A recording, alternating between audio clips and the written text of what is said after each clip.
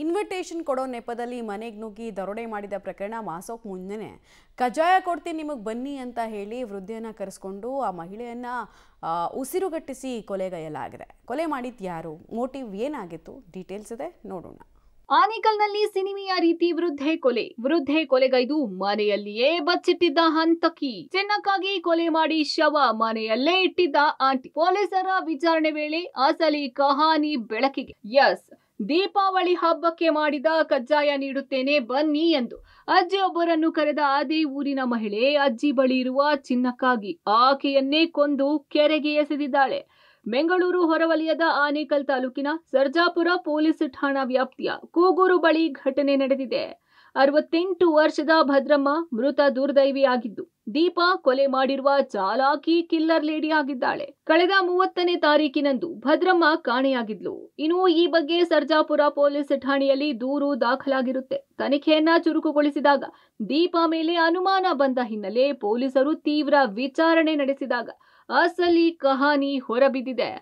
ಮದುವೆ ಅಂತ ಒಡವೆ ಹಾಕೊಂಡು ರೆಡಿಯಾಗಿ ಬಂದಿದ್ರು. ಅದೇ ಮಾಂಗಲ್ಯ ಸರ ಬಳೆ ಮತ್ತೆ ಅವ್ರ ಹತ್ರ ಇದ್ದಿದ್ದು ಬಂದಿದ್ರು. ಮದುವೆಗೆ ಅಂತ ಬಂದಿದ್ದು ಅವರು. ವಾಪಸ್ಸು ಮಂಗಳವಾರ ಇಲ್ಲಿಗೆ ವಾಪಸ್ ಕೂಗೂರ್ಗೆ ಬಂದ್ಬಿಟ್ಟಿದ್ದಾರೆ. ಗುರುವಾರನೋ ಏನೋ ಅವ್ರೂರಲ್ಲಿ ಏನೋ ಫಂಕ್ಷನ್ ಇದೆ ಅಂತ ಒಡವೆ ಬಿಚ್ಚಿಟ್ಟಿರ್ಲಿಲ್ಲಂತೆ. ಗುರುವಾರ ಮಧ್ಯಾಹ್ನ ಅವ್ರ ಮನೆ ಕೆಜ್ಜಾಯಿಗೆ ಹೋಗಿರೋದು.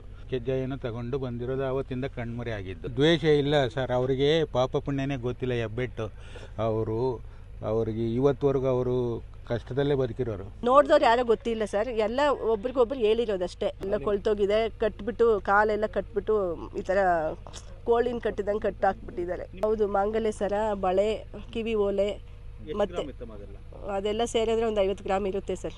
ಇನ್ನು ಪೊಲೀಸ್ ಮಾಹಿತಿಯ ಪ್ರಕಾರ 30ನೇ ತಾರೀಕಿನಂದು ಅಜ್ಜಿಯನ್ನು ಕಜ್ಜಾಯ ನೀಡಲು ಮನೆಗೆ ಕರೆದ ದೀಪಾ ಅಜ್ಜಿಯ ಬಳಿ ಚಿನ್ನಾಭರಣ ದೋಚಲು ಕೊಲೆ ಮಾಡಿದ್ದಾಳೆ.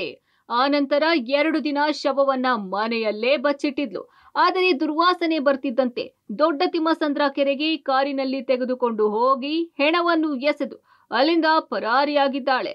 ಇನ್ನು ವಿಚಾರಣೆ ವೇಳೆ ಈ ಸಂಪೂರ್ಣ ಸ್ಟೋರಿ ಬಯಲಾಗಿದೆ. ಸದ್ಯ ಮೃತದೇಹವನ್ನ ಹೊರ ತೆಗೆಯಲಾಗಿದೆ ಎಂದು ಗ್ರಾಮಾಂತರ ಅಡಿಷನಲ್ ಎಸ್ಪಿ ಮಾಹಿತಿ ನೀಡಿದ್ದಾರೆ. ಸಣ್ಣ ಸುಳಿವು ಸಿಗುತ್ತೆ.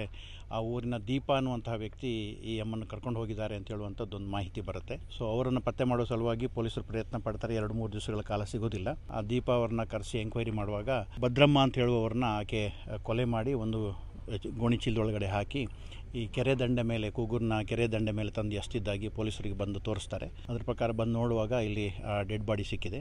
ಈಗ ದೀಪವ್ರನ್ನ ವಶಕ್ಕೆ ತಗೊಂಡಿದ್ದೀವಿ.